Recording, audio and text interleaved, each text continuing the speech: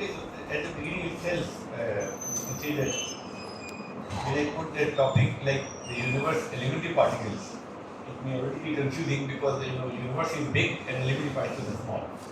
So why am I putting them together? It may look that I am giving two talks. So that's not the idea. I mean, this is the reason is that there is actually interplay of microscopic physics and the physics at large scale. The universe is very large. It's 90 billion light years. 90 billion light years across, 10 power 24 kilometers. 10 power 24 kilometers large. And this is the size of observed universe. When we say this is the size of the universe, this is the universe which we have observed. We don't know how large is actual universe. Quite likely, actual universe is infinite in size. And it turns out this is the learning which we have obtained from last several decades, 4 or 5 decades, something like that. What we have understood is that the proper understanding of this very large universe filled with galaxies and stars and whatnot, black hole. If you want to understand what this universe is doing, how it's changing, what will happen to it, you cannot do that until you understand microphysics, physics of elementary particles. This is very puzzling. The elementary particles are the smallest thing you can imagine. Universe is the biggest thing you can imagine, and biggest thing you cannot understand until you understand the smallest thing. This is the remarkable thing. This has come out in the last several decades, and this is the area of my research also, and also Bhavani works in this area also, similar area, and many of the particle physicists work in this area with astrophysics. This area is called astroparticle physics. Astrophysics and particle physics picture. And the reason this thing happens actually is it lies in the Big Bang theory of the universe, and I'm going to tell you the basic elements of Big Bang theory of the universe. By the way, the talk will be almost very few pictures will be there. Almost entirely I will speak whatever I am written there. So we should be able to follow. So the origin of this fantastic connection, the essence of this fantastic connection between the microphysics and macrophysics, very small to the largest, lies in the Big Bang theory of the universe and Einstein's general theory of relativity. Einstein's general theory of relativity is the modern theory of gravitational force. Newton's gravitational force, we know G m1 mv r square. That was an older theory. It had to be modified to include a special effect of special theory of relativity. And the theory which incorporates special theory of relativity of gravitational force is called general theory of relativity. So it has very interesting features. And those interesting features are responsible for this thing that microphysics has to be understood in order to understand how the universe will evolve. And I will tell you about that. So first I want to tell you about things like small and large numbers in the universe. So small and large numbers, we start with atoms, 10 to minus 8 centimeters the size.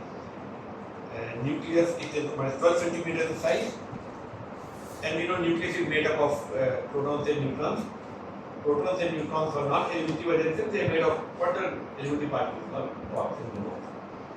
And the other elementary particles like photons, electrons and all that. They are called elementary particles because whatever experiments so far we have done, they show no further structure. So for your experimental point of view, they are point particles. And the theories we have made deal with them as point particles. They don't assume any further structure. That's the most of the theories. But some of the theories in particle physics do assume a further structure. String theory, this is the area of Mondal research. String theory. The string theory is assumed that all elementary particles are string-like at a very tiny scale. So there is nothing is point-like. They are like tiny rubber bands, loops or string segments, a tiny string segment. So why do they point-like? Because the size is very small. The size is 10 to minus 33 centimeters. The smallest size we have probed by experiment is 10 to minus 18 centimeters.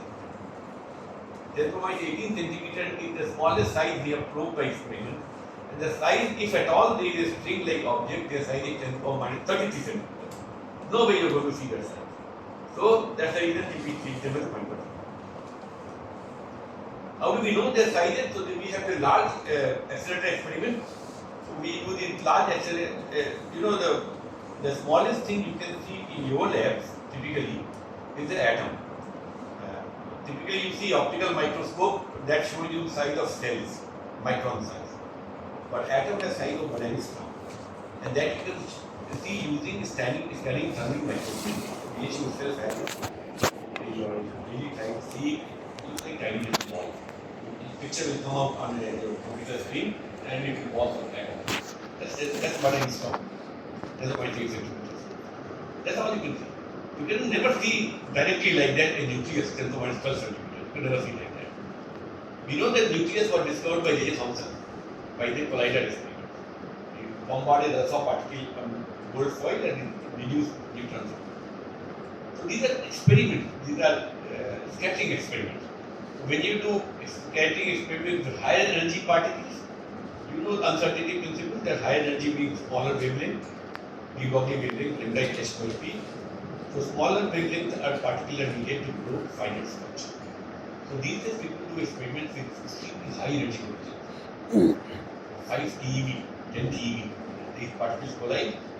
So you take one particle, they collide, proton collide, and proton made up of quarks. They collide and basically quarks collide with each other, they produce new particles. That's how you understand the structure, what they are made up of, what are the elementary particles. And these are the experiments which do, and how they interact with each other. So this is interesting. These experiments are very large in size because you need to accelerate particles to very high energy. To accelerate to high energy requires a long distance. You have to accelerate them through potentials, relative potentials. Keep accelerating for long distance. So they pick up more energy.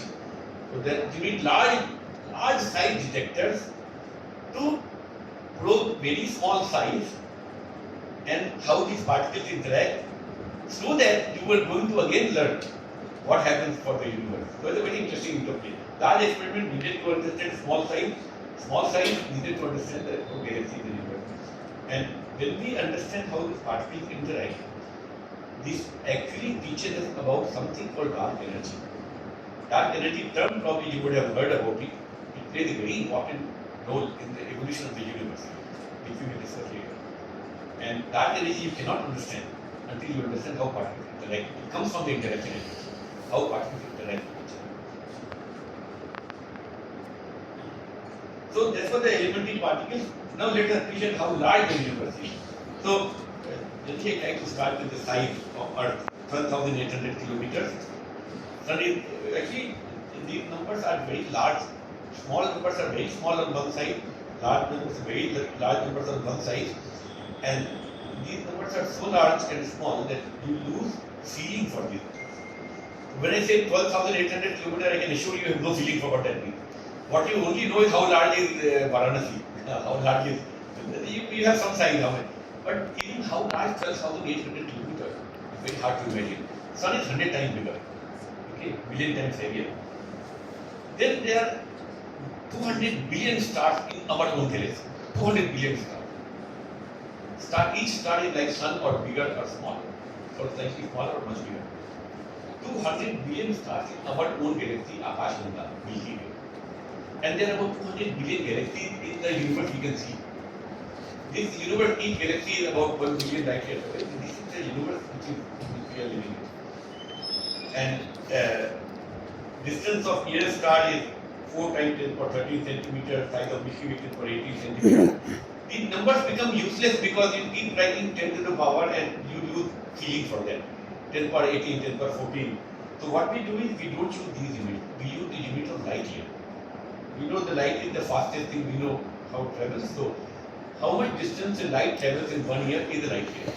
It's 10 power 13 kilometers. That's the distance. And with this, it's very nice to say that the nearest star, Proxima Centauri, Alpha Centauri, is 4 light years away. 4 light years. It's a very easy number to give. Then they say 4 times 10 power 13 kilometers. Let's say it is 4 light years away. Now, our size of Milky Way is 100,000 light years. So that's not the only reason you use light year unit. Light year unit we use because it's a small number to put 4 light years. That's not the only reason. One important reason is, how do you see stars and galaxies? We see, because we take picture, we see through telescope. Telescope shows what? Telescope shows light coming from that star. So when you see Alpha Centauri, which is 4 light years away, you take a picture today. You are taking his picture using the light. but that light left that star 4 years ago. When you take a picture of Alpha Centauri today, you know how the star looked 4 years ago. You have no idea whether the star is even there today. You don't know whether it's exploded or whatever happened. You have no idea. You will never know that. You cannot know that. You will only know how the star was 4 years ago. You are seeing the star in the past. But that's just 4 light years away. Now look at the galaxy which is 5 billion light years away. We see those galaxies. A galaxy which is 5 billion light years away. When you see the light left that galaxy 5 billion years ago, 5 billion years ago, there was no moon. Earth was a hot plasma at that time. Earth was just barely formed at that time. So you are actually seeing that galaxy when the universe was, how the universe was 5 billion years ago. Total age of the universe is 13.7 billion years. Almost half the age. You are seeing the universe at an earlier stage when you see faraway object. So imagine you see something which is 10 billion light years, almost at the birth of the universe. So the idea is you want to see very far away because it shows you new things, more things. Also because it shows you how the universe was at earlier stage. So actually you have the whole history of the universe. You see, if you want to know how the universe, by the way, we'll discuss, the universe is roughly the same everywhere. Whether you see it in the nearby region or you see very far away, but when you see the nearby region, you see how the universe looks today. When you make a big telescope and you see how the universe, very far away galaxies, you are seeing galaxies, how they were long time ago. So you are seeing the earlier stages of the universe. So the whole history of the universe is right in front of your eyes. You can see the whole evolution of the universe through these picture snapshots. So it's good to make big telescopes. That's why people make big telescopes. That's why they did blind. That's why they did the Hubble telescope. That's why they did this art editing telescope. So they make the bigger and bigger telescope because 30 kilometer telescope now. So this area of telescope. So they make these telescopes which are very large. They can show you objects which are very far away, and you learn about the universe. So actually, India has, this was new to me.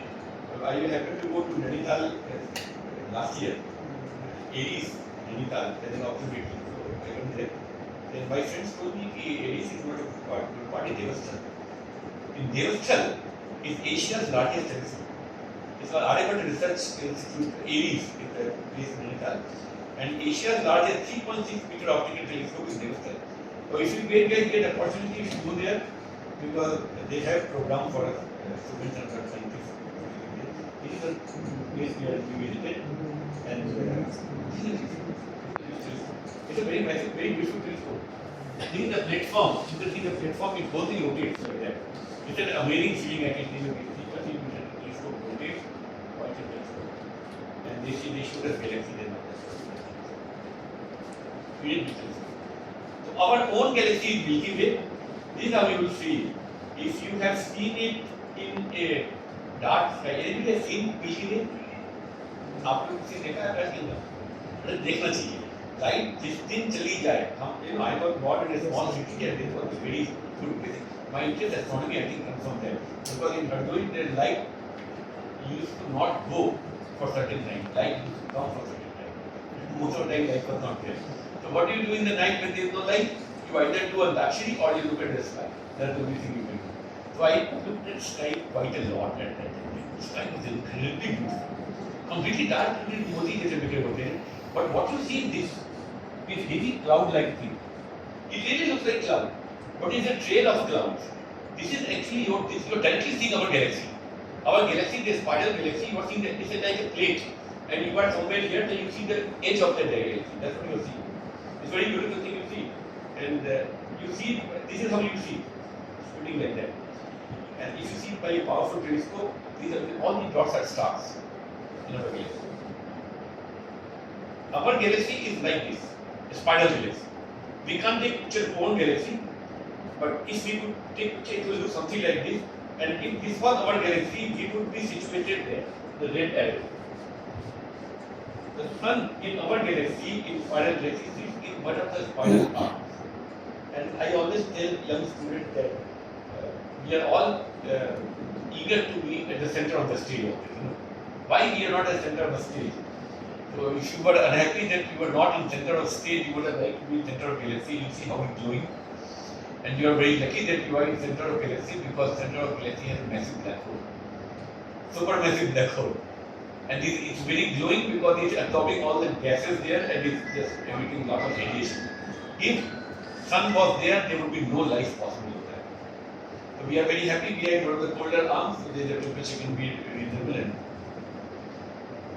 This was the Nobel Prize given in 2020. Roger Penrose got Nobel Prize for theory of black hole.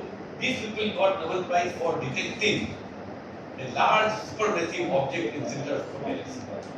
That is observation they detected in black hole. This was Nobel Prize. This was a very big achievement. This is another picture. You may think these are stars, they are not stars. See, these are heavy objects. Heavy objects cannot be stars. These are galaxies. Not only those are galaxies, every dot here is a galaxy. It's a cluster of galaxies. Now look at the size we are talking about of the universe here. We had a star and all those things, and then we are looking at this 200 billion stars in the galaxy. Now this cluster of galaxies, every dot is a galaxy here. I go far away, very far away from Earth, far away from solar system. All these dots now are actually galaxies. I can't even show. Now the distance is so large. This is 10 million light years distance. This much distance.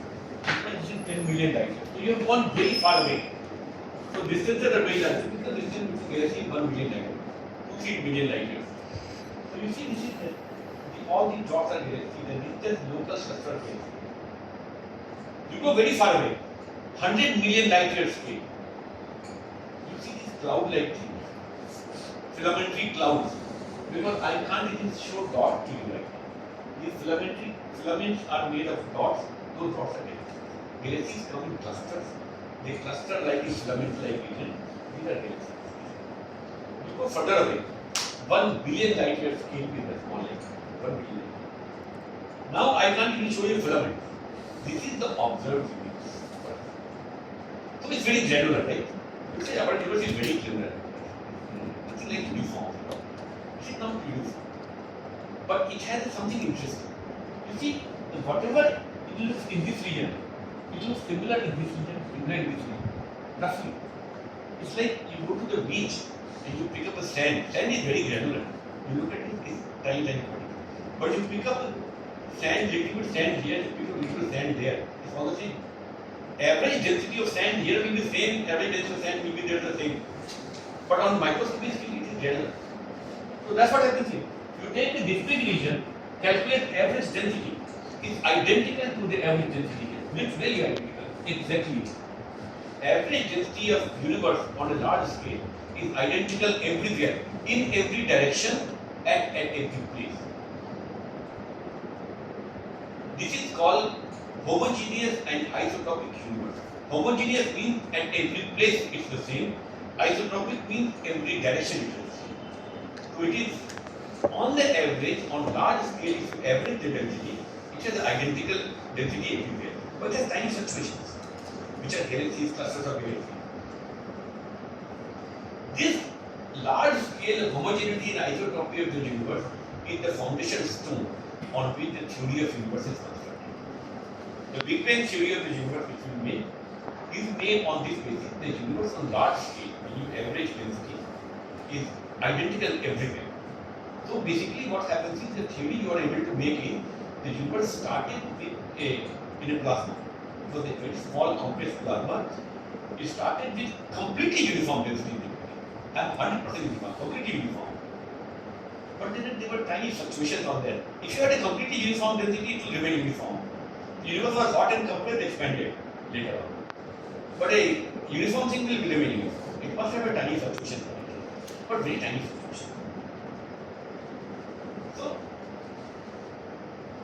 So what happened is that in the beginning when the universe was, so idea in a Big Bang theory of the universe says the universe was very hot and compressed, I would say in many words again and again, very hot and compressed, and from there it expanded and cooled down, and on the average it was completely uniform. It was uniform everywhere, completely.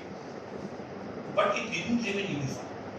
If it remained uniform, universe today would be filled with a uniform whole gas everywhere. You would not have galaxies.